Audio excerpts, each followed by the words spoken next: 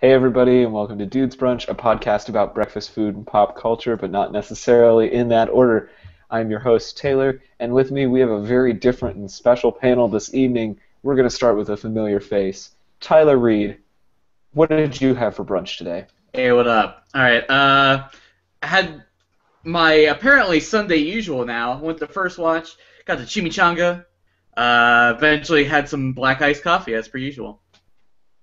Solid. Pretty solid, pretty standard, pretty good. We sat at a community table, which Catherine and I previously were opposed to. We're like, we don't want to sit close to people. That's weird. But now we're like, whatever, fuck it. We don't want to wait in line for an hour. Was it worth it? Oh, of course, I got to just sit and eat instead of not sitting and eating. So, community tables. Win-win. All right. Shaun has left us to go visit his family in Texas. Scrub. How dare he? Yeah, how dare he? So we brought back MVP of Season 3. Yeah! You're You're just saying that to be nice. I am saying that to be nice because we hated on you last episode. Yeah, you guys did. My feelings were really hurt. Like, they were so hurt. I cried about it, honestly, nonstop that entire night. I, couldn't stop crying. Wait, so do I have to pretend to be Shaun? Because if so, then all I did was drink black coffee and drown in my sorrows because I have a master's degree. If not, I, Janet Ford, I went to Perkins today for, the first time ever. Hey, what up? There were, all these old people. There was, a squad. It was squad. There were 8 of them, and they were talking about the war, and, one of them, all I heard was, he was talking about how he understands Alzheimer's. It was, really sad, but at the same time, it was, really funny because I'm not at that point yet. So I was like... Youth, am I right? Yeah, I could still move all my joints. But, yeah, so I went to Perkins. And just so we all know, the Perkins where we all grew up, except for our new guest, the Perkins got destroyed and a road got put in place of it. So... Hey, that sounds just like Eastgate. Just full of destroyed childhood memories. Just like the go-karts. Anyway. Yep. Just like the go-karts. Are you okay? I feel like you took that really hard. And the family fun center got turned into a heating and cooling place. They had a ball pit and Simpsons arcade machine. Yeah, but... What Tyler's saying is that everything you love from your childhood eventually dies. Yep, especially if you live in Eastgate. Here to talk to us about such exciting topics, for the first time, Michael Stamat II, welcome to the show. What did you have for brunch today? My brunch was well past the brunch hour, and it was more like a Blinnerton lunch, just because a lot of it was just gear set up for the first half of my day. However, the inaugural meal of my day, sometime around 2 o'clock this afternoon, consisted of bacon, garlic hummus, and tortilla chips, and tequila sunrise, plural. Yeah. MVP. I've had a smile on my face ever since. What is it? Tortilla chips with your hummus? What? That's what how you're I upset about? I'm from Pita! Slavic Come on, family. pita chips, come on. Yeah, but you can totally do tortilla chips in it. It's a little salty. A little too salty. There were a few Ritz crackers in Well, I there. don't know, lick it off or something. I don't... The Ritz crackers are too buttery. I'm very passionate about my You are pita too chips. buttery, sir. You are too buttery. That's accurate. The hummus found its way into my face, and it was yummy. Right, I mean, that's true. You did have hummus, which is the nectar of life. You're right, I'm sorry. Was that red grapefruit juice? No, that was nectar of the gods. My bad. Right. Yeah, nectar of the gods. Right. There's an important distinction. Grapefruit juice is the nectar of the gods, you're right. I actually just bought some yesterday, and I thought of that. Good. Every time I go to the store and it's ruby red, like the ocean, whatever it's called, I'm like, oh, Tyler used to. Wasn't Yeah, that also, Can I explain the story first? Or no, it was Black Friday shopping, and I think I put a panda ball in my mouth. Yeah, if you've been on our website recently and looked at the photo retrospective of our early years, there's a picture of Tyler wearing a panda hat with one of the, yarn balls in his mouth. That was a night that we went Black Friday shopping for 12 hours, and Tyler bought a bunch of ruby red grapefruit juice because it's apparently the nectar of the gods. It is. So So good. now you know. Stamat, you're shaking your head in disapproval. I'm not big on grapefruit, nor am I big on pandas. So I'm just going to have to poo-poo the entire experience. So he's The only drinking time I've ever shopping was when Gatorade. we parked like 6 vehicles in the choicest spots Oh, just the ignore night it. before, and then stuck people up for cash, and we would move the car and let them park in the good spots, and then we drive off to a different store and take other good spots and stick up more people for cash. It was a good racket. It was a great way to spend, the wee hours when normal people should be sleeping. Yeah. That's great. I want to do that. It was not Legit. watching two like obese, sweaty people like rock paper scissoring over who can hand you $30 for a parking space next to Bed Bath and Beyond. There was satisfaction there. It was nice. Bed Bath and Beyond. Word. Right on. Well, we're going to go ahead and get started with the topics this evening. Wait, what'd you eat for brunch? Oh, what did I eat for brunch? Oh, no. Oh my god. And you call yourself the host. I know. I'm the worst. I had frosted mini wheats and hazelnut coffee. So, All right, it solid. was okay. A dweem within a dweem. I guess you could say that, yes. All right. So we're going to get started. We have 4 topics this evening, as per usual. You can play along at home by playing Dudes Brunch Bingo. It's at dudesbrunch.wordpress.com/bingo. Tweet in to let us know if you win bingo, or just tweet in to talk smack. We appreciate both. Yeah. So our first topic this evening comes from Janet. Janet, why are you so mad at All UPS? right. Okay, so this is recently I found out. So I am a Canadian citizen, which very few of even my friends actually know. We just assumed that you were American like everyone else. Yeah, well, that's what kind of happens when you live here since you're Hurrah! 5. So, whatever. All right, so I'm Canadian. And I have to get a passport renewed. So I send it all in, and the Canadian government requires, like, pretty much everything. Everything. Like, your right leg, are you okay? Yeah. I know that was really upsetting, but it gets even more upsetting. Sorry, it's just like all I can see right now is just a video feed of Tyler, just like, okay. Anyways, You gonna make it?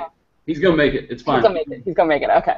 So I go to UPS because I'm like, you know what? I'm gonna pay $20 and they're gonna do their job. It's gonna be great. Send it all out, and then I found out that they had lost everything, which included my original birth certificate, my copy of my green card, copy of my driver's license, credit card information, and like probably like everything and anything else. Pictures of me. It was just a crazy ride. Dads. Yeah, it was really sad. So I call UPS, and they were like, oh, well, you know what, shit happens. And I'm like, really? I don't think shit just happens. I don't think you can purposely lose this box full of highly important things that I told you not to lose. And I wrote them a letter, and in the letter, I literally put the sentence, if I wanted to lose my documents, I would have saved my money and not gone to UPS and just gone to USPS and have them do it for free. Because, let's be real, the United States Postal Service is very good at losing your shit. And I'll keep this really short because this goes on span of like multiple days, multiple phone calls. Keep it going. Have fun with it. Well, no. Well, it turns out now I have to go to Canada, so I've lost my birth certificate. And I have to now go to Canada to get a passport made in 24 hours. And, yeah, it's pretty sad and annoying, and I'm going to save you guys from a lot of details because I cried about it at work like 4 times, and it was super embarrassing. And everyone was like, are you okay? And I was like, I don't know. I'm not adult enough for this. I'm the youngest person in the office. Help. But, yeah, so, but, by the way, know that UPS will blame their store. So, Alan from Grandview, if you're watching this, you did a great job. So, okay, so here's my question. And was I an idiot to just, should I have just like been like, fuck it, I'm not going to trust the poster. Benjamin Franklin was an idiot in putting this together. Like, I don't know. I don't know. Because So earlier, you're asking, should you have trusted the Postal Service? Is that the question? yeah, or just like, I don't know, any type of courier mail. I mean, that was what I was gonna say in the first place. I'm like, why the fuck would you use UPS? It's so expensive. Yeah, well, I figured with the more you pay, the less likely they are to lose your documents, and I was horribly wrong. I mean, I've managed to ship several small figurines and board games across states and sometimes countries with the Postal Service and have had no problems. Because I always, Yeah. every time I go with USPS, they lose my shit. Oh, Guaranteed. well. They don't lose things when I mail it. It just takes forever to get anywhere. Same here. Yeah, no, I just have really bad luck with mail. I think that's what it is. Okay, Maybe well, you should have had them delivered by passenger pigeon. Oh, wait, no, you can't because we killed them all. They were apparently very tasty, despite being once the most populous bird on the face of this good green earth. We just happened to eat them by the boxcar full. Is that Oh. true? Is Do what? we actually do that? Yeah, we ate them to death. That and a combination of the introduction of the chestnut blight in 1903 that slowly took away one of the, pivotal food sources of the eastern hardwood forest. Chestnuts go, passenger pigeons go, and we overhunt / over-destroy their habitat? Yeah, they were the buffalo of the skies. Fun fact, the last known naturalist to see them in the wild was Teddy Roosevelt. And the last one died right here in... I was about to say, the last one died in Cincinnati. We've wiped out, that and the Carolina parakeet. And the ivory-billed woodpecker. Yeah. Cincinnati Zoo is where endangered birds go to get it over with. Yeah. Well, I thought, weren't we about to, almost kill off all of a specific type of wild horse, and then we just conveniently sent off the last remaining ones to go die in another zoo? I feel like that's something I read. And I was like, wow, that's very like Cincinnati. Only been here for 2 years. I got nothing. Well, Yeah, I don't know either. But I'm I'm sure gonna we'll say talk more about endangered species. I want to go ahead and claim that is fact. If you're going to cite that. You heard it here first on Yeah. Dude's Brunch. This is now a fact. Yeah, Please. if you're going to cite that, please make sure that you cite Dude's Brunch. Even if I were not a FedEx shareholder, I would say that there's a potential moral of the story, and next time perhaps you should just consider FedEx or smoke signal. I can't believe we ate carrier pigeons. Passenger. Tyler, we've moved on. I was finding out. I wanted to check Wikipedia to make sure this was real. No, seriously. They were the most populous bird in the world. Imagine all the pigeons, all the seagulls, and all the starlings and grackles and everything combined, and you still don't equal the passenger pigeon. We ate all of them. That's insane. 40 to 60% of the flock would have to spend the night on the ground because there wasn't room in the branches. They would leave guano 2 to 3 inches thick when they passed, and it would take hours for the flocks to pass over. But we are not going to let Stamat launch into an ornithological diatribe. All right. Well, I just wanted to make sure you weren't just making that up. That's insane. I just never anticipated pigeons being something we just readily ate, considering they just feel like such a... A rat with wings. Yeah. When did they go extinct? They went extinct in what, the early 20th century? I mean, we also didn't really give a fuck what we did in the 20th century. Here, you want to shoot at all the albino ostriches in the world and make a dress out of it? Do it. Go for it. You got the money. I feel like we didn't really care about a whole bunch back then. That's right, Janet. American imperialism knows no bounds. Oh, that's not fair. We've been eating stuff out of extinction for years. I mean, you can look back to Roman aristocracy, and there are several species of herbs that they list in Herodotus and Thucydides, and they were apparently so tasty and so lovely to dress delicious animals up with that they ate all of it. All of it. There's none left. Priorities, man. You know. You gotta look out for yourself, I guess. True fact. I guess so. All right. Well, to bring this back to my topic, Next time. I guess really all I've got is, do you guys have any horror stories? But I'm probably just gonna get really sad listening to them. I do, actually. Do you really? Okay, let's hear it. Yeah. Maybe it might make me feel better. The first time I ever bought anything on eBay. I know, great start to a story. You had such high hopes. You were just young and innocent. I was a wee youngin', and I bought a mint condition copy of U2's War LP, which is my favorite U2 record. Were you excited when Apple put those U2 albums on everyone's phones? I actually was. All right, that's cool. Come at me, I like U2. Hey, you know what? Quick little plug, You Talking U2 to me is probably the best podcast of 2015. But Whoa. I digress. Okay, what? It's Scott Aukerman and Ben Scott from Parks and Rec talking about U2. That's all it is. They just talk about U2. It's great. Anyway. Anyways. Or Adam Scott. Mm. So I bought this U2 record, but the guy who tried to ship it to me, or was shipping it to me, only had a first-class mailbox, and like a first-class cardboard box, and he didn't want to pay to ship it first class. So he turned the box inside out and just tried to mail it as a cardboard box. And it got stuck in the postal system for 6 months because they didn't know what to do with it because it was a first-class box being shipped priority. Oh my God! And they you got ended it. up like, I eventually got it, but I had to go to the mailbox, sign for it, pay for the shipping that I had already paid for, and then get the record. That is unfortunate. Yeah, I was pissed. I wouldn't personally go through that much effort for a U2. Yeah, I agree.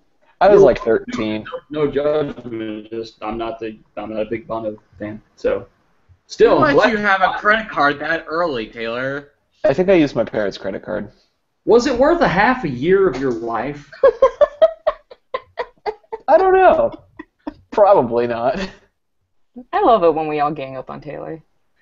It's my favorite part of this podcast. Exactly. I mean, I'm not necessarily ganging up on him. I'm just impressed that his parents let him have a credit card, to use anything. I could not use a credit card for fucking anything in the world, like, no matter how much I wanted it. I straight up wasn't allowed to until I got my own. Yeah. Like, Now I only order things online.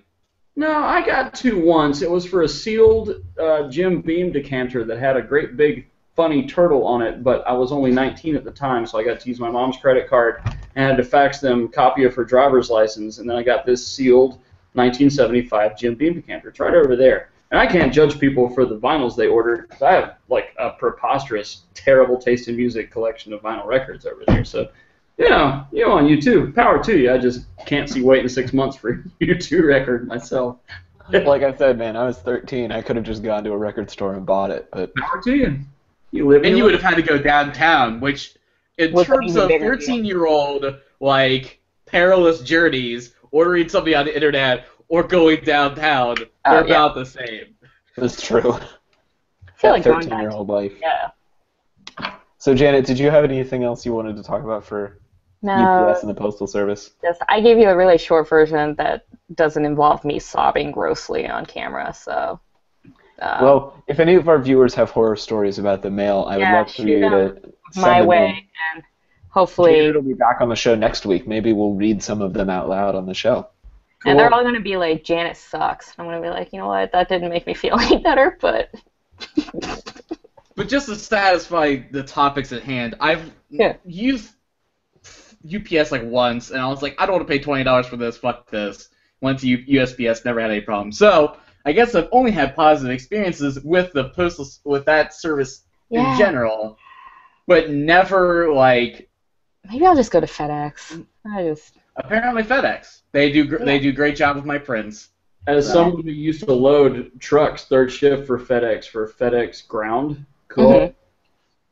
Mm-hmm. A lot of the folks who end up at FedEx are UPS former employees and vice versa, and the horror stories are about the same. So yeah, we could do a whole other podcast with some of the As long as you guys don't lose my original birth certificate, that would be rad. Because the Canadian government was not happy. not happy one bit. So I have one more UPS story. I can't believe I forgot this. Go I think for it was FedEx. Friend of the show, Katie Keefe, who is In either Korea right now, right? in Korea or on her way back because her tour just ended. So, yay! I'm so long. Well, yeah, because she was stationed in Korea for 2 years. I know that, but I meant like before that too. Whatever. So Katie's coming back, but that's not the important part. Katie's dad took some seasonal work during Christmas, loading trucks for FedEx or UPS. I remember this. And one night they wanted to get through it a little bit quicker, so they turned the belt up a speed. And all of a sudden, this giant box comes flying down the line. It hits him in the back and nearly paralyzes him. And they pull it off of him, and it turns out it was a Bowflex. And so Katie's dad has, like, workers' comp and pictured stock. happening too. That's awful. That's just Yeah, he has a job at FedEx if he ever wants to go back because they almost killed him with a Bowflex. I remember her telling us that. That was gnarly. It was gnarly. I'm more amazed that she got workers' comp. That's like impossible. Yeah. Most of the time they just fire you. Well, at FedEx it is because a lot of those type places are post-injury drug test workplaces. I saw a dude get his hand pulled into a belt, and he's like, "No, it's fine. The meat on my fingers will just grow back. I just need to keep this job, so I'm just going to go home and put Band-Aids on it." Because he couldn't pass a piss test. He's like, "I'm just going to go home and smoke one up, and I'll be back tomorrow." We're like, "Oh, you're an imbecile. You really are." Yeah. Happens. That's horrifying. Yeah, that sounds not fun. All right, so before we move on to Tyler's topic, I want to read this tweet from Catherine. She says, "I had to walk down to the Twilight Zone FedEx under the Cincinnati Bridge from 12th Street to pick up my cat's new fancy food bowl." That does make me feel a little bit better. Meow meow meow meow meow meow meow meow meow meow meow meow. That is quite the story, Catherine. Yeah, there are a lot of levels of ridiculousness to that story. That's how you do it. I feel like that would be like a good shoot. What show am I thinking of? Did you take the cat and have to have the cat put a paw print down to like? And it just like magically opens up. Yeah. All right. So she probably didn't want to talk to anybody she met under the bridge downtown, but I know Tyler wants to talk to us about when it's appropriate to talk to strangers. So. God, Taylor, you really stretch every time for those. I know, that was a really bad one. I'm sorry. Tyler, all right, anyway. Let's talk about strangers. References out of the way to start this before he starts. Candy this, candy that. Unmarked white van. Yeah. Somebody had to go there. I honestly didn't hear like half of that. I'll be real with you. So. Oh, well, if we're starting talking about talking to strangers and when it's appropriate, it depends on. Oh, I get it now with the van and the. Or king size baby Ruths or candy by the box. You know, it's a proportional thing. You know, so. Oh, all right, that's fair. That's fair. All right, Tyler, what do you got for us? Listen, all I'm saying is, if someone drove up to me in a van and they're like, "Here's a box of Yu-Gi-Oh cards," when I was like 13, I'd be like all over that shit. Right. So let's just throw that out there. Anyway, does that mean you would not take the Yu-Gi-Oh cards now? I probably still would. Thank you. Appreciate your honesty. There you go. All right. Anyway, so I provided a video for you all to watch. You probably didn't watch it. That's okay. It doesn't matter. But I did. Okay, that's fine. Okay. Well, to be fair, half of it is the part that I want to talk about. Yeah, no, I mean, it was very important. It was the important part. Don't worry. Okay. Can we talk about how every time Janet's on this show, she only watches or reads half of whatever it is? Hello. I mean, I did that all throughout college, and I graduated all right. So. Janet's an entry-level college student, okay? Hey, I graduated early. I don't. Right, she's an entry-level college graduate, okay? Yeah, thank you.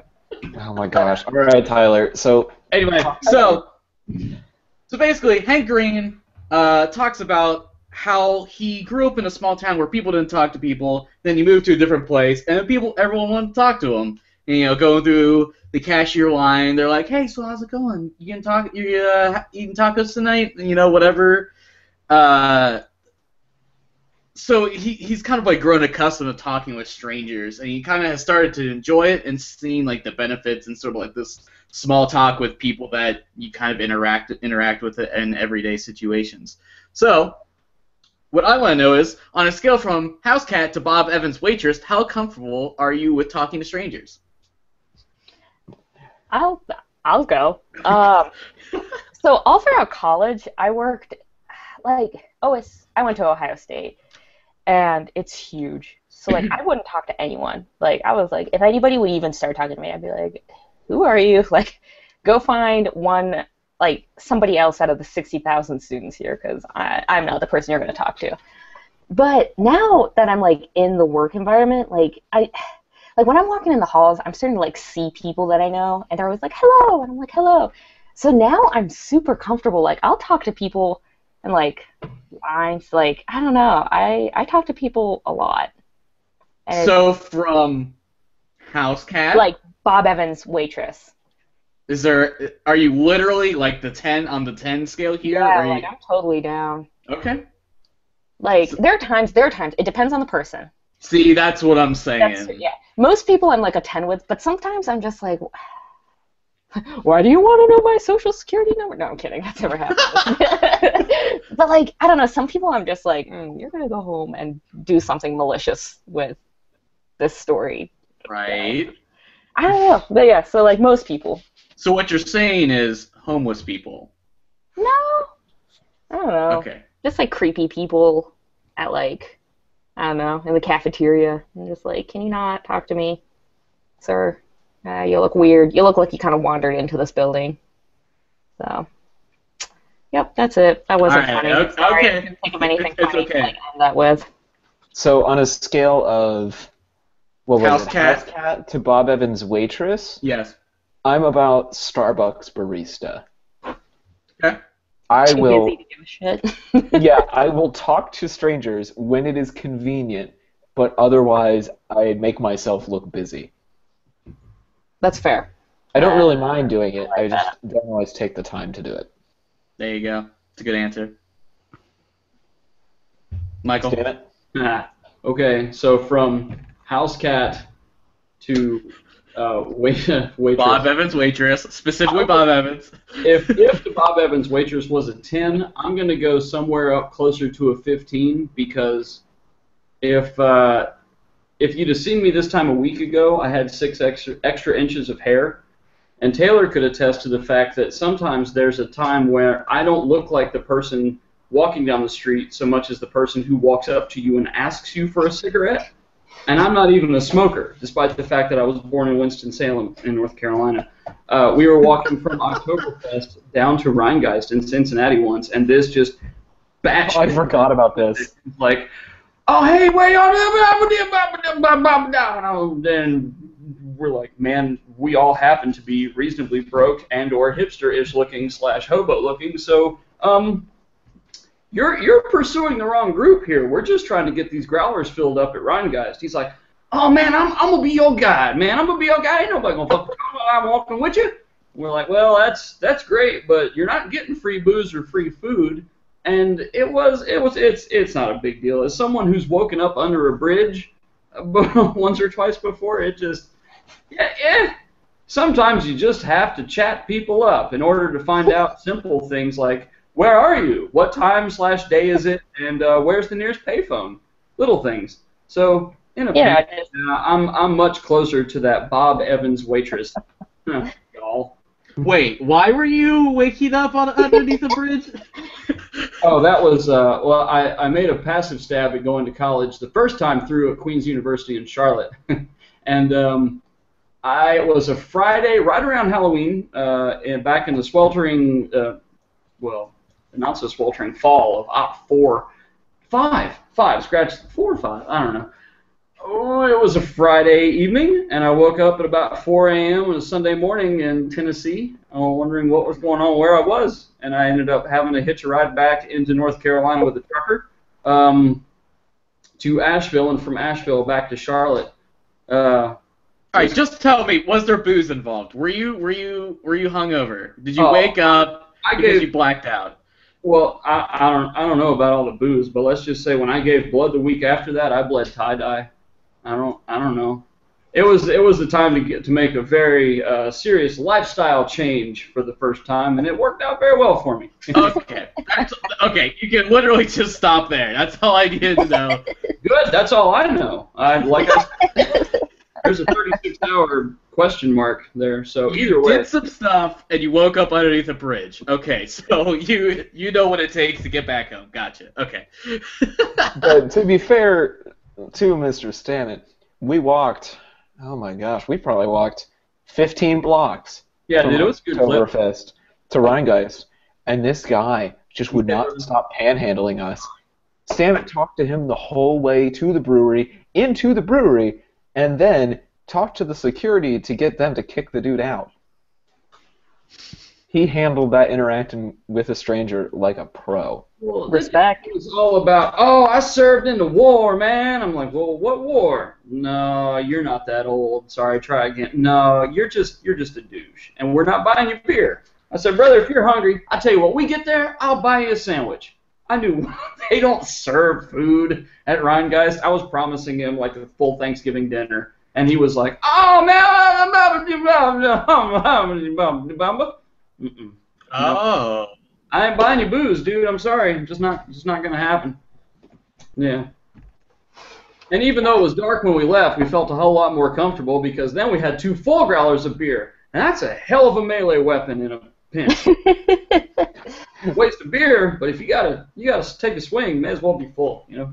So what you're saying is you've transcended the Bob Evans waitress and have now ascended into like greater powers in which you're like some random fucking country town in the middle of nowhere and you're like the only waitress available and that's where you've lived and breathed and died there and let's say it's a crotchety scoutmaster level, because nothing on this good green earth can posture and strut and babble like a sea scoutmaster. Okay. That's true. Most people probably don't understand that, but as someone in the scouting program, or that was in the scouting program, I do understand that. So Input from Catherine, she says, I have to definitely steer away unsavory types downtown, but I've gotten a lot more chatty when in waiting rooms since contracting Crohn's disease. I would imagine spending a lot of time in hospital waiting rooms makes you very comfortable talking to strangers. That's right, just like my mother. That's true, yeah, because your mom's a nurse. Right. I didn't even think about that. No, but now that I think about it, I've never met an introvert with Crohn's. Granted, I only know 4.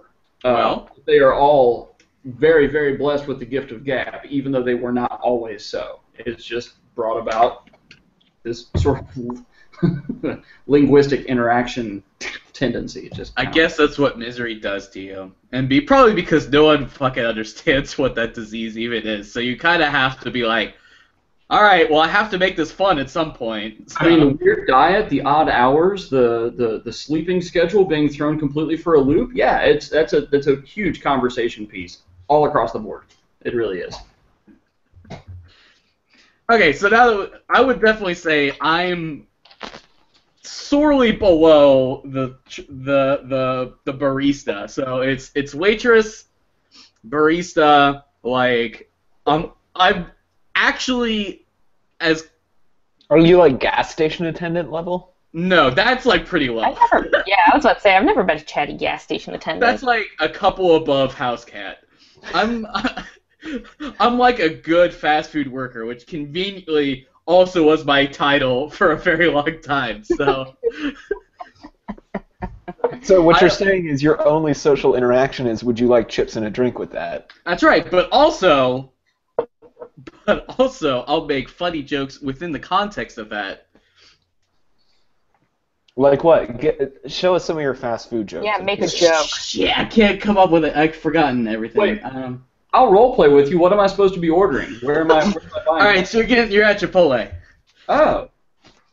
I don't know what barbacoa is. Can you help me get that into my face?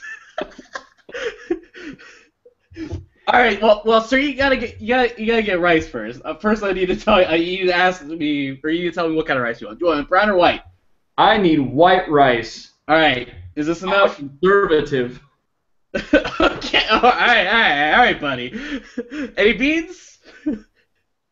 Black. Bean. All right. I'm a conservative. All right. What kind of protein for you today? That barbacoa stuff. What is that? No. See, you're supposed to ask me what protein. Why I'm asking you protein. Why am you asking me protein? You got to do that thing where you lean over the spit guard. Right. Why are you asking me protein? Well, sir, we have. I know. We have tofu, so we kind of have to. We gotta say protein. I'm sorry. That soybean shit. I don't want none of that, man. It's all right. You can get whatever you want, buddy. All right. Any sauces for you today? I need some sour cream. That's not a salsa, sir. You got that pico de chicken? You can just call it tomato. All right. So you got tomato. All right. Well, any other salsas? I've eaten at Chipotle twice. I'm kind of struggling here. I'm sorry. It's okay. You got the sour cream, and you got pico de gallo. All right. Hot no! Look at me go. All right. Basically, that's all the jokes or all the snarky commentary I'm gonna give you in the line. Beautiful. I'd come back. That's right. Again. Look at that. All right. So on to the next question. Do you make small talk at your local hotspots, or do the people that you at the local hotspots make small talk? Are you the person who starts a conversation, or are you on the receiving end of small talk? So I was on the receiving end of the small talk for a long time, but this summer I spent here in Athens, and there aren't a whole lot of people here in the summer, so you start seeing the same people over and over again, and it feels kind of weird if you don't talk to them. And through that, I got a lot more comfortable making small talk, especially, honestly, up at the local brewery because, you know, it's a social environment, and it's not like a coffee shop where the people are kind of scuzzy and weird. It's just kind of normal people after work at 5 o'clock. So, yeah, I met some pretty cool people this summer just by having small talk. It's been good. Wait, there's scuzzy people at the cafe? Our coffee shop here is really hip. That's what you get It's for so going hip. to OU, dude. Oh, you mean crusty. You don't mean like Yeah, truckers. You mean like crusty hippies. yeah, that's a better term. Right. It's important. It's an important distinction. Okay. They'll make small talk. It's just not really like small talk that I necessarily want to have while buying coffee. Mm-hmm. So I don't really make small talk there. Once again, when it's convenient for me. Okay. For me, I always end up being like the person that starts it. Well, okay, no.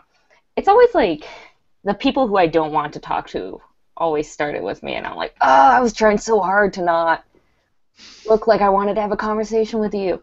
And I feel like I'm that person to a lot of people. Like, I'll just start talking, and they're just like, great, this grunge potential lesbian's talking to me. And I'm like, you know what?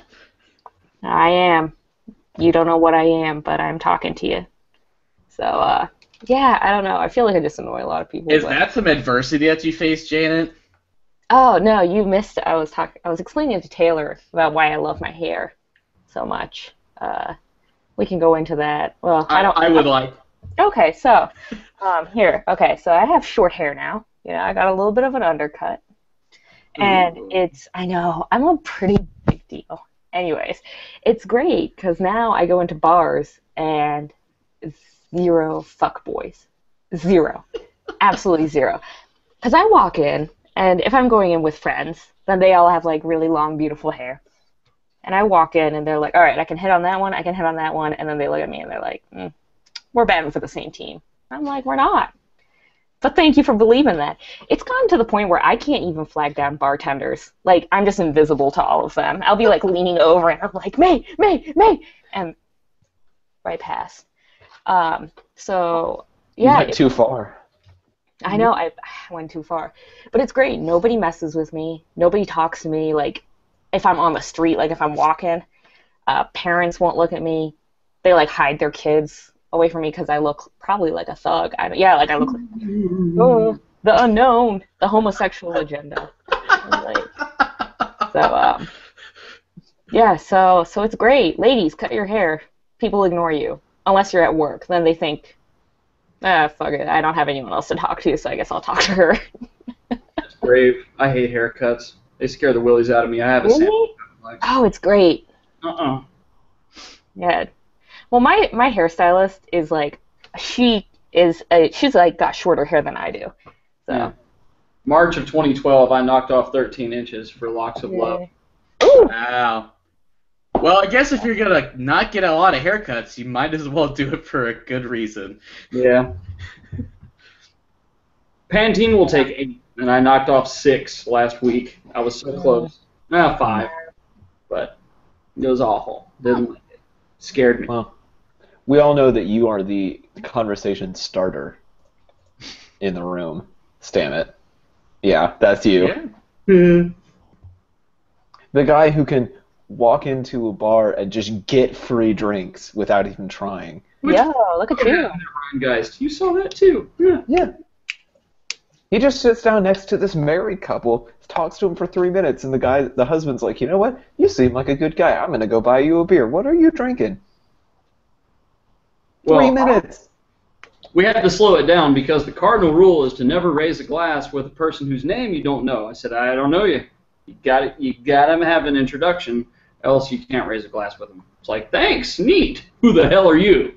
If that's the answer, then great. Okay. You probably won't like them, but at least they're going to buy you booze. Yeah. But you might. That's what matters.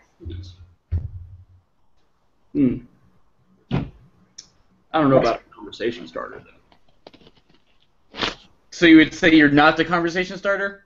I am a conversation starter, not the conversation starter. My repertoire is very limited unless it's trees, hatred of pandas, the lifetimes and mythos of Tolkien, if you're a Lord of the Rings fan or elsewhere, or yeah, that's it really. Yeah. Or I still play Magic the Gathering if anyone's interested. So what you're saying is that if someone engages with you, you're on the offensive, but you're very defensive until that moment. Yeah, more or less. Most of the people I babble at, company excluded, I don't particularly like. I don't usually meet worthwhile humans, and yet I just babble at them, and they eventually leave. And they're typically smarter for the experience, so it's a win-win. They go away and they've actually learned something. So yeah, I'm all right with it. It works out. See, that's interesting. You attack them. You don't, like, for me, I'm legitimately excited that someone wants to talk to me, but I'm just deathly afraid of like saying the wrong thing and never knowing what to say. However, you so don't want them to talk to you that you're going to talk to them until they just retreat. They I don't want anything to do with you anymore. Well, if you've ever heard that offense is the best defense, I mean, literally. I mean, in high school, I had short hair and I just whistled when I felt awkward, which is why now I can't play the banjo for shit, but by God, I can whistle. And, yeah, it works out really well. Actually. Hold on. Let's just take a moment. Taylor, where did you meet this guy?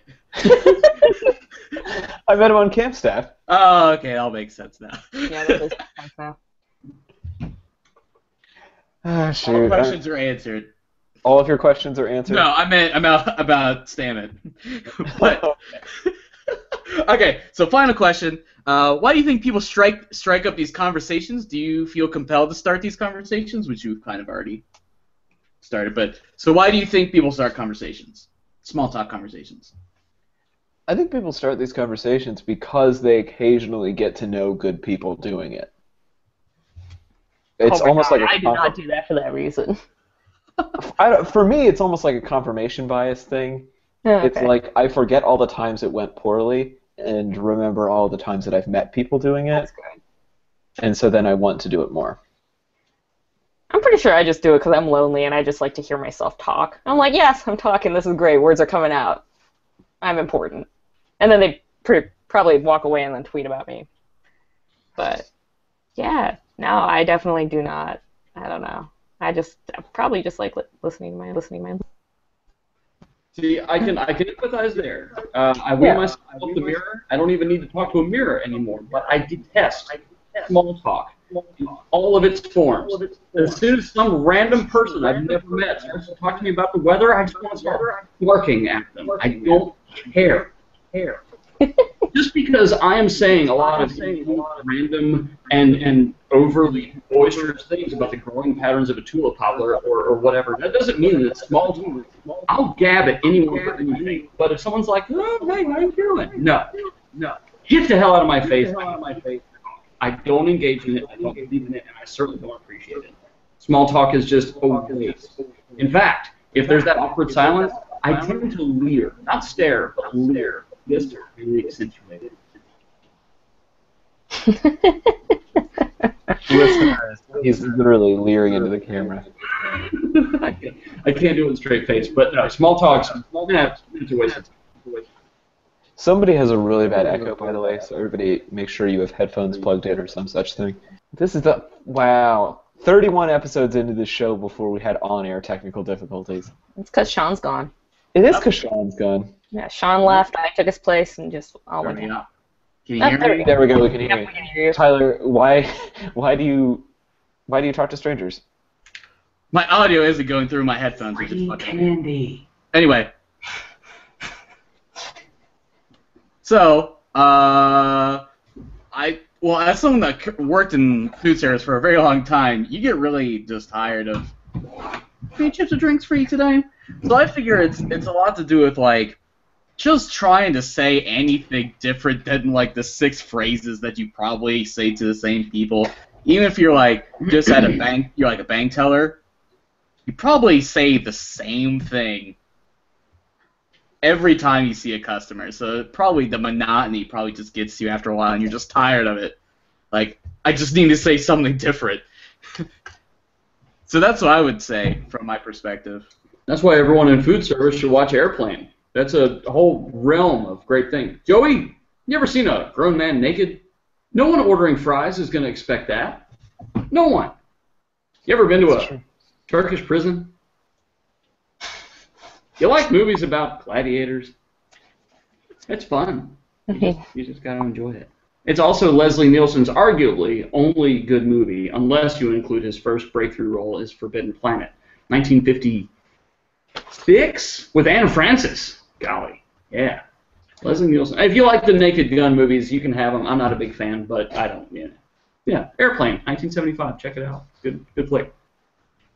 I'm fact checking your Forbidden Planet recommendation. I'm gonna Survey says 56.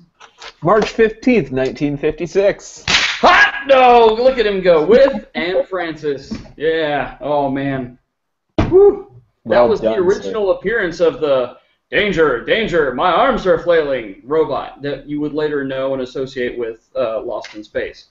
Oh, good to know. Yeah. Doctor. Blah, blah, blah, blah, blah, blah, blah, blah.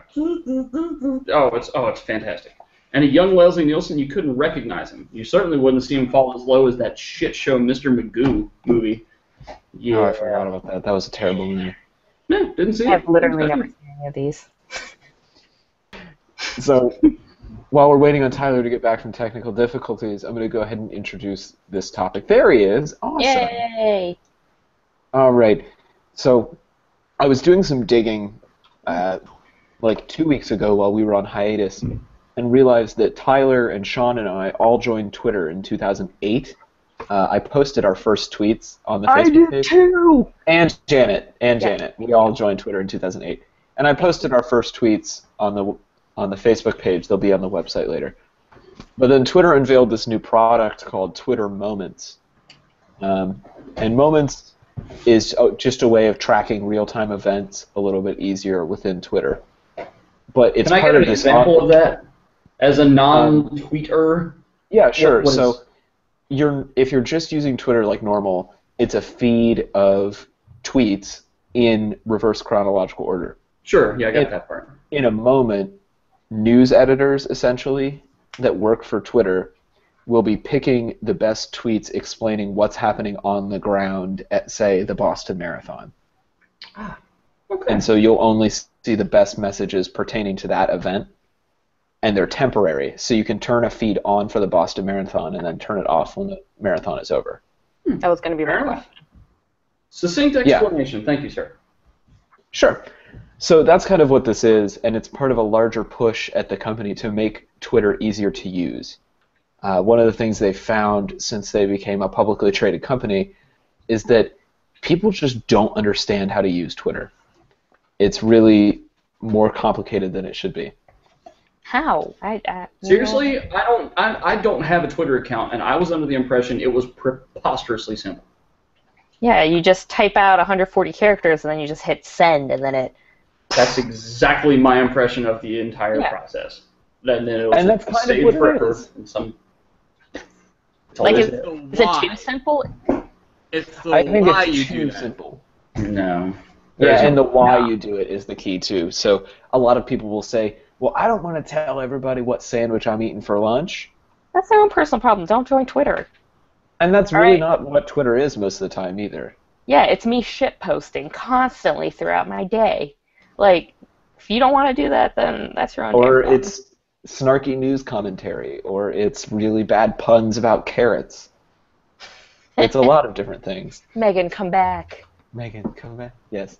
Shout out to our first episode. Coffee Dad. God, Coffee Dad is dark. Coffee Dad's the darkest. So my first question we kind of already answered, but what was your first impression of Twitter? If you can think all the way back. Oh my god, this is going to sound so lame. Okay, so I remember we were in concert band when it was our sophomore year in 2008, and you made me sign up for Twitter.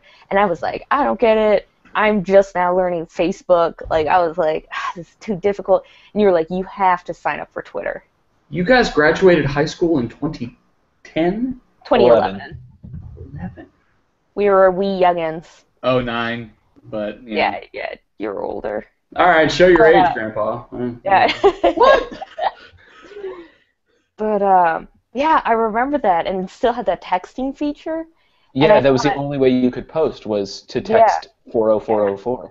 I remember I was like, because you were my technical friend. You knew everything about computers, other than my dad, but my dad's like a IT person. So like you knew like cool, hip computers. Sorry, Dad. I am probably listening to this. But yeah, so I remember I thought I was like hot shit. And then it just became shit posting immediately. Just immediate shit posting. Follow me on Twitter. It's private, but I still shit post constantly. Janet, why? Why would you make yourself private? That's literally the stupidest I literally function. work for the government. Like, so? As in, like, I don't know. I don't want people I work with to find me because at work I try to at least look a little bit professional. And then if you go on my Twitter, appearing on a public YouTube podcast. Yeah, but they don't know about this. So, but Janet, it's the government. If they wanted to see your Twitter, but they don't. Anyways.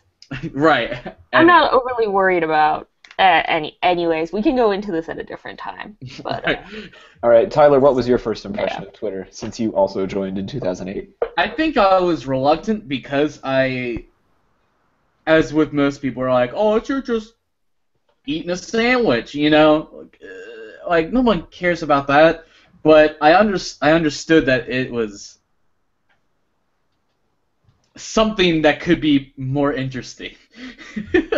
I realized that I don't know, I used it, and then I'm pretty sure I just didn't use it for years. Like, it just, it came back around probably when I started college, so, like, a few years later, which I think was good, because it definitely developed from, like, live blogging, which I had, like, a live journal and a Facebook and a MySpace at the time, so it just felt okay, you know, like, whatever, just a different platform.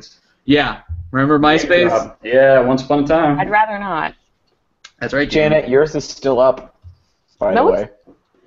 It Is it is. really? I found it. It's there. I deleted that. Like Good luck. What the Tyler's hell? is still there too, so don't laugh too hard. I know. You already told me it's there. I know what it is. I I'm definitely actually a went little through curious and, like, if my MySpace still deleted it. exists. Taylor, don't look. Thank you. Oh, I'm like wondering. literally about to go pull this up right now. But Oh, don't do it! Shit. No, No, not she was yours. looking up her mine. own. Oh, that's Hey. fine. Actually, Janet, maybe yours is gone now that I No, think it's of it. gone. Because I was about to say I went through and deleted everything that was mine. Yo, dude, it's Please not tell here. me you pulled down the photos first. No, God, no. Dang it. Taylor really likes to collect awkward pictures of us to Yeah, I know. slap on our marquee screen of our grave tombstones. Like it'll just be running by of all the pictures of our childhood. Yeah, But Well, anyway. because, anyway, I'm not damn it, finding as a it. non-user, what was your first impression of Twitter when it came out? Well, Okay, to that end, may I respond with when did Twitter first go live? Pray tell. 2007? Huh? Okay.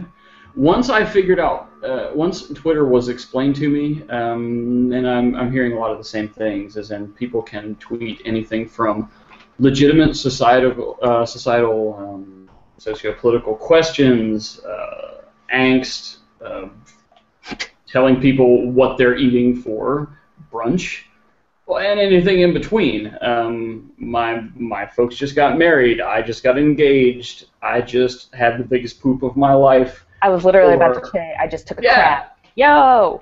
I mean, apparently that's all Snapchat is for. It's just for people to send pictures of their bowel movements to each other. Don't do that, but alright. Janet has a quality Snapchat. While I do have them Facebooks, I have precious few other social media connections, although I am an Instagram user. My impression of Twitter was that it could be a very beautiful thing once I found out that the entirety of all of Twitter, I think this is correct, be it grammatically correct or otherwise, or worthwhile, on a civilization level or not, is all archived in some giant, massive, hideous cloud of humanity. Is that still a thing? Probably. Is all Yeah, of Twitter that's still true. saved? It's all of it is saved, and Twitter users can go back and pull down a zip archive of every tweet they've ever sent. Oh Which my It's god. embarrassing. I'm waiting to download now. See, I did that once. that was Oh. one of the first things that was explained to me about Twitter, and I'm like, well, granted, if this catches, and if it turns out to be a worthwhile thing, not just, yo man, I just got some shoes for cheap, or oh my gosh, these UGG boots were so affordable, or hey, that's a great chili dog.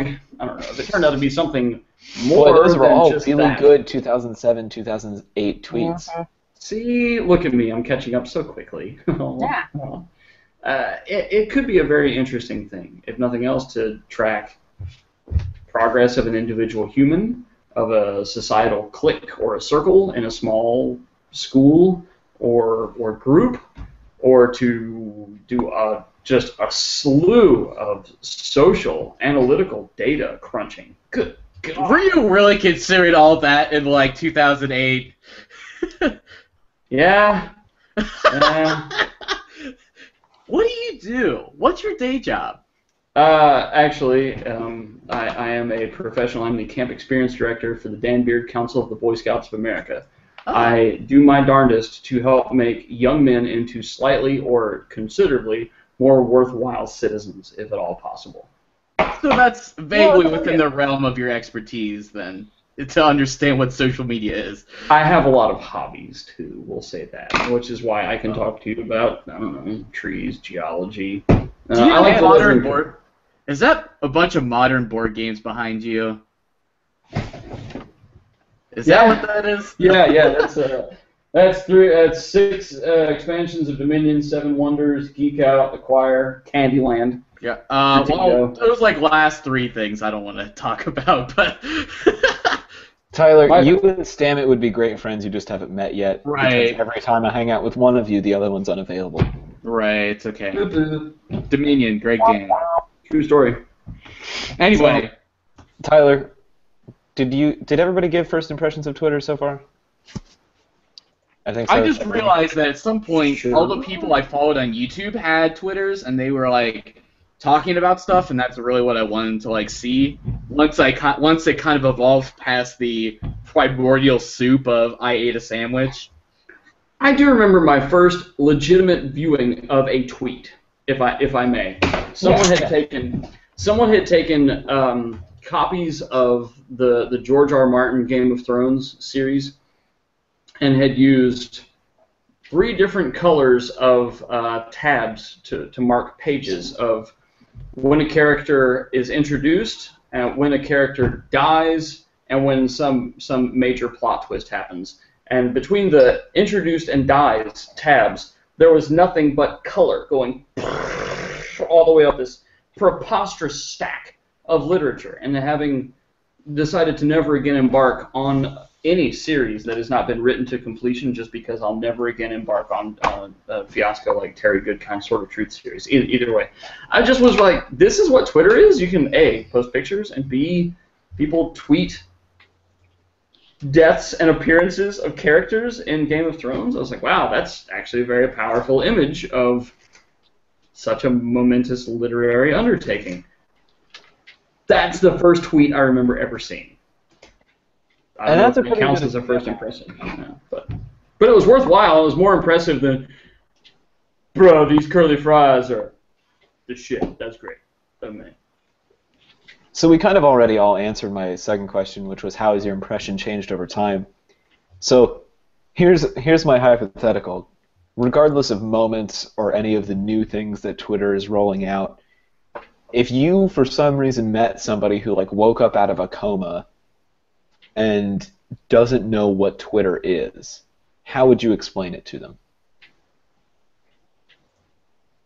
Do you like dank memes? Then do I have a place for you? No. Actually, Dank memes. Yes. if you like hyperbolic comments, then do I have a place for you? That's really what it is.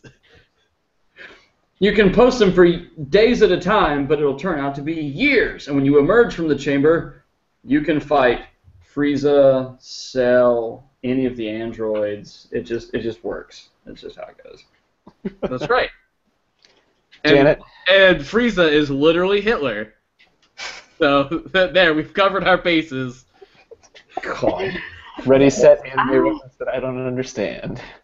Well, I said hyperbolic. I said hyperbole, but he meant hyperbolic in reference to. I understand that. Okay. Yeah, I heard hyperbolic and just thought hyperbolic time chamber. I was like, give me some sensu beans and, come here! Just That's right. as much as I got. Sorry. I have no idea what the fuck's happening. Hey, no, Janet, go ahead. I'm going to get a beer. I'll be right back. All right, solid. I honestly don't even know. I would definitely like shameless plug my own Twitter, but honestly, what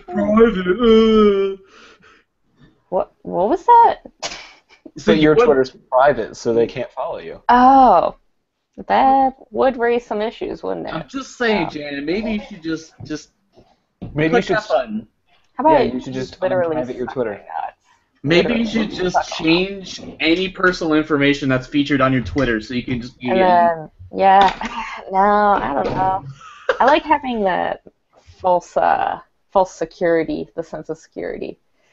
But yeah, I'd be like, you know what? You just want to hear about a whole bunch of shit that either people made up, or are humble bragging about, or just like what they're doing. Join this. It's great to just scroll through when you're, I don't know, taking a dump, doing literally ignoring other people. Yeah, like, you don't want to talk to people? Open up Twitter. Find out what other people are doing without you. Twitter scrolling is a viable poopy activity? I mean, yeah, dude. I guess it would be. Yeah, logically that makes sense. Here, I've been going Plants vs. Zombies the whole time. Yeah, so, The I game mean, has the opportunity, Plants the vs. use of Zombies. opportunity you're opening. Oh. For me, I would say, do you Thank want to you. know what everyone else thinks about any given thing? Then Fuck you should no. use Twitter. No. I don't care about the bulk of the thoughts of every human that's ever lived, self included. I'm not particularly interested. That's why I never listen to myself. See, and I think that's the difference between a Twitter user and a non-Twitter user, is that they just don't care what other people think about things. They're just kind of like, nah, I can take it or leave it. But if I do, I'd rather hear it from their own face. That way I can engage them directly. Yeah, I think that's a really big problem about social media as a whole, though, because, I mean, I feel like when you're not really talking to a person face-to-face, you feel a lot more open, and, I don't know, you can put whatever you think, even though if you're talking to someone face-to-face, you may refrain from saying things. And then, because, like, I'll see things on Twitter that people post, and I'm like, wow, you're a horrible person. And then I'll see them face-to-face. Shield of anonymity because you're removed. And then I see them face-to-face, and they're like the exact opposite person. And I'm like, but I've seen your social media, dude. I've seen your Twitter. I've seen all sorts of shit. So the internet gives extra testosterone. It does. Yeah, I mean, there's a psychological thing about that called the online disinhibition effect. Oh, really? What it does. No, that's pretty cool. If you have like an article on that, send it my way. I'd like to read it. Yeah. Well, I'll post a link to the article in the show notes as well once I find it. I'll have to dig through my old school notes. Solid. But at this point, I want to get to our guest topic to round out this evening. Stamat, we brought you here to talk about something that I know is near and dear to your heart. Can you explain to us what your beef is with pandas? Okay, let me first precurse this by saying that I have no degree in any sort of biology or zoology, anything like that, and I do not endorse suffering in any animal, person or otherwise, despite the fact that some people really, really have it coming. That being said, I wish that people would stop funding saving pandas. I'm not a panda fan. I've always wanted to go panda poaching for my 50th birthday, should I happen to make it to 50. Which pandas live that long. Or there's that. I consider pandas an ecological cul-de-sac, and I think that we should stop funding them for all of they're just a fiscal waste. They are. By mammal standards, they are not particularly intelligent. Not possum dumb, but they're certainly not the brightest crayons in the great mammalian box. They're ineffective, inefficient. They don't enjoy breeding. Anything that won't breed to save its own species doesn't get my sympathy vote. It just doesn't. And I'm not a fan. I'm just not. And I like to talk about it and tell people why they should be giving their money to things like whales. You know what whales like doing? Making more whales. They're good at it. They've been doing it for some time. Pandas, not so much. Not at all. Ineffective. Awful. Short-tempered, smelly, grouchy, mean, hateful creatures. I mean, to be fair, you look at these and everyone's like, "Oh, it's a panda bear! I got the panda bear." Well, they are. They're still bears. They have the tooth structure of a bear. They have the digestive system of a bear, which demands, yes, that's right, flesh of other animals. And yet the panda's brain demands that it's stuffed down nothing but, well, predominantly bamboo. They don't subsist their diet with fruits and nuts and berries and roots and shoots like gorillas do, who also subsist on species of bamboo. They don't. They eat bamboo, but they have to eat so much of it that they just go lazy mode because they don't. They're still bears. They still have the rippers and the terrors and the hate, the godless marauding killing machines. To paraphrase Stephen Colbert, I don't know. They're still bears, but all they do is they're like, well, we're gonna be off. Well, we're just gonna eat bamboo. Why? They only come into heat once a year for this tiny little window. They're not particularly interested in breeding even then. It's like, well, we could breed in this tiny narrow window to perpetuate our species, but instead, let's gorge ourselves on bamboo, get minimal nourishment from it, lay around for no particular reason, and not breed. But if someone messes with us, we'll be short-tempered, unpleasant, smelly, and cantankerous in general. I don't like them. They're a waste. You've thought about this. Like, damn. I mean, I get it. What you're saying does make sense. I, too, am not that big of a panda bear fan. They're not even cute. They're not. The thing's arbitrary. My question was, do people find pandas cute? panel, do we find pandas cute? I find Shit, like people cute find them cartoon versions of them cute, but not. Okay, so I'm Japanese. That you are. That I am. It's just- Yeah, you just kind of stopped there. No, sorry, it's because I was trying to figure out the next way to. Japanese people go batshit crazy over pandas, and yes, that is a generalization. I'm sure there are Japanese people who hate pandas as well, but I just never got it. I never that and penguins, but that's a whole different story. But like, they got tiny little beady eyes, and then they just turn and they look at you, and I'm like, wow, this creature could just kill me. And I don't get it. I'm with you. I'm with you. No, on I the mentioned pandas. about the bad tempered thing. If you ask a series of Asiatic, predominantly Chinese zookeepers, how do you feel about taking care of all these animals, and which ones would you not want to take care of? Guess what? Pandas come up pretty frequently as they're temperamental. They really are. And wrap your head around this. And I don't have a site to quote you on it, so just take my word for it or don't. It costs more for zoos in the Western Hemisphere to care for a panda than it does for an elephant on a daily basis. An elephant eats a panda's worth of roughage every day, and yet it costs more to care for a panda. What? Why? Why? And every panda on the face of this good green earth is of Chinese descent. So I'm used to this, and I believe it. I might have even blindsided Taylor with this at one point. Let's say I hit the lottery right now. Boom. I'm worth several millions, billions, to hell with it. An astronomical, unattainable amount of cash. I load myself up with $1,000 bills. I stroll casually and confidently into the San Diego Zoo, harpoon gun over my shoulder, walk right in and say, "Oh, what a lovely panda you have." Right in The front of blood and the tourists and the screaming and the children like, "Mommy, the panda." And then I just do like, "Oh, $1,000 bills. Sorry for your troubles. I'm out."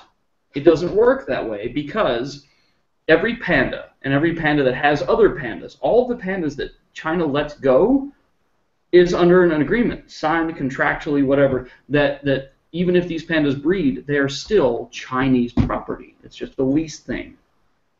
So in harpooning that poor, unfortunate panda, I have inadvertently caused an international incident. While I certainly hope that my beloved United States would not extradite me for harpooning an ecological cul-de-sac, I still think it would cause a lot of hubbub, because there will be all these people like, the pandas are so cute. I'm like, no.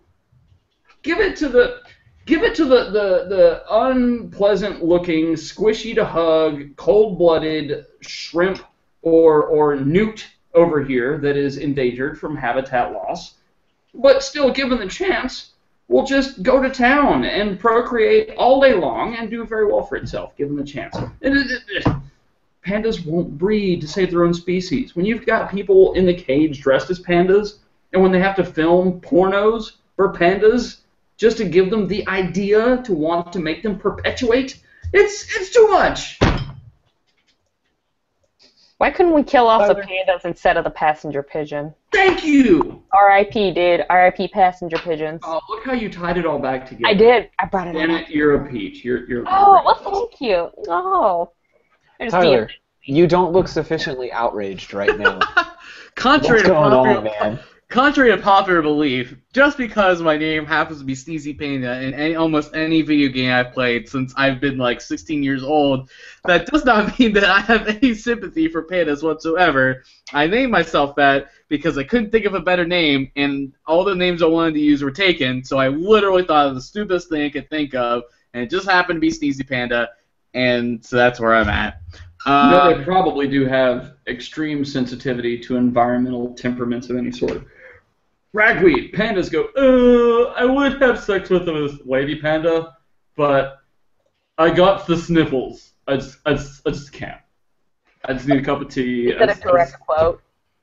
Oh, no, I'm paraphrasing. Oh, I don't speak Chinese. Okay. Solid. Sure. Yeah. Yeah, I don't. Wrong one. I mean, if you're asking me if he's wrong, he's not wrong.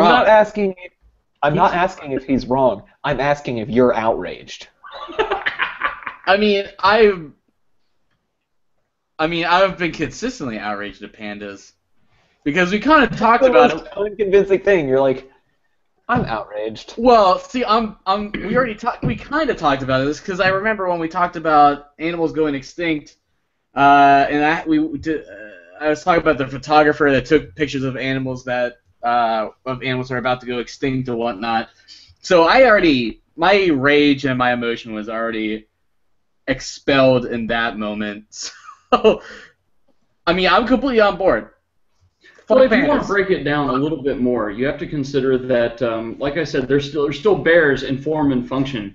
The digestive biome, the small colony of the bacteria that lives inside of the digestive tract, the stomach, lower and upper intestines of most mammals, is there in pandas, but it has yet to adapt to what their brains have told them is the diet they want. They're stuffing down kilos, 3 to 4 kilos, 3.8, 4.2 kilos a day of this bamboo. The youngest shoots are okay. The more fibrous they are, the less healthy they are for the panda's digestive tract. It's like genetically engineering a human to like enjoy the taste of cyanide cheeseburgers. Why? Oh, it's a cyanide cheeseburger, sure, tasty. No, shit, you're gonna die faster for eating this. But no, that's fine. Just eat your cyanide cheeseburgers, and whatever you do, don't think about breeding. Just don't. So they still have the canines and the tooth structure and the digestive system of a ravenous land bear. They should be hunting small, panicky Chinamen and eating them like polar bears do for the Inuit. We don't say Eskimo anymore because Eskimo is derogatory. It means those or the people who eat raw meat, and the Inuit don't appreciate being called Eskimos. I don't know what the appropriate word for Chinaman is, but by God, pandas should be eating them because they're the locals.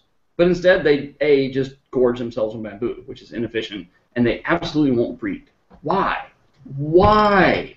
It doesn't make sense, ladies and gentlemen. It does not make sense. What?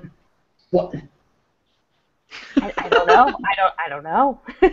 The money that the World Wildlife Federation, the new wave WWF that doesn't involve the wrestlers, dumps on the pandas because it's their logo, because it's so cute. It's preposterous, and it's grossly mismanaged. We could be saving slews of other species that are either A, not possessive of occipital and temporal lobes because they're not mammals, or B, just not as cute. We could be saving these things by the truckload. But we don't because pandas are adorable. They are that literal sound you're making. Yeah. In this week's brunch, we want to kill all the pandas. No. Like I said, I do not endorse suffering. We just don't want to give them money to help them save themselves. Yeah, so we want to kill them slowly. We just If want to they're let them interested. kill themselves, is what I'm getting. No, I don't get it. Red If they pandas, I'm all for the red panda. Not for Red pandas are adorable. Yeah, they're they're so intelligent compared to pandas proper, and they love to make more red pandas. Yeah. Let them go. They're Let great. them enjoy themselves. They should be the only panda. Seriously, YouTube right now. Just anybody that's watching YouTube videos after you're done watching this podcast of red pandas playing in the snow. It's adorable. You'll like want to just sip hot chocolate and wrap up in scarves, and it's fantastic. It's so cute. They're adorable. They're wonderful, and they love to make more red pandas. It's easy. You heard it here first, kids. Make more of your species so that we don't have to pay for you. Whoa.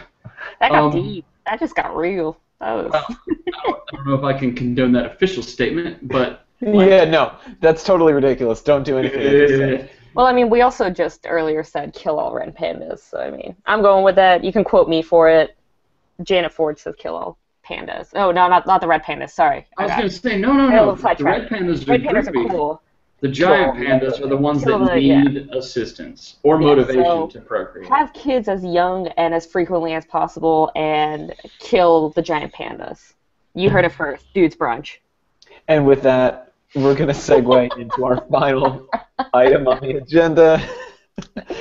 Shameless plugs. Oh, I was like, I thought we read through all the topics already. I can't believe we have another one.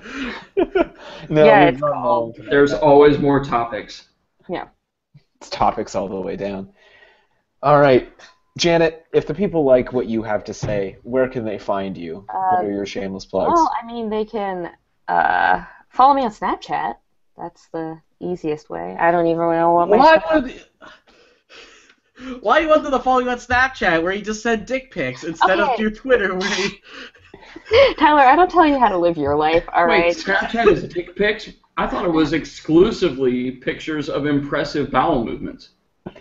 No, it Not turns mine. out it's mostly just Janet yelling at her pets and saying It mean is things true. about strangers while she's driving. It's Oh. actually that's like 99% of what it is.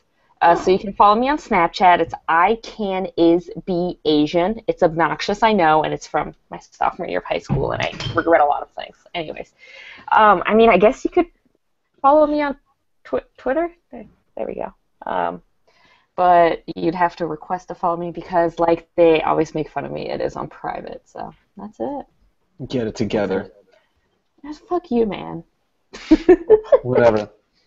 Mr. Stamat, if the people like what you have to say, where can they Okay. find you? And do you have anything to shamelessly plug? I probably do, but just in the interest of surviving. If the people like what I have to say, I guess they can always find me and let me buy them a beer as long as they buy me a beer back. And chat with me accordingly. I am on Instagram at M as in Mungo, Candygram from Mungo, M Stamat, Stamat 2.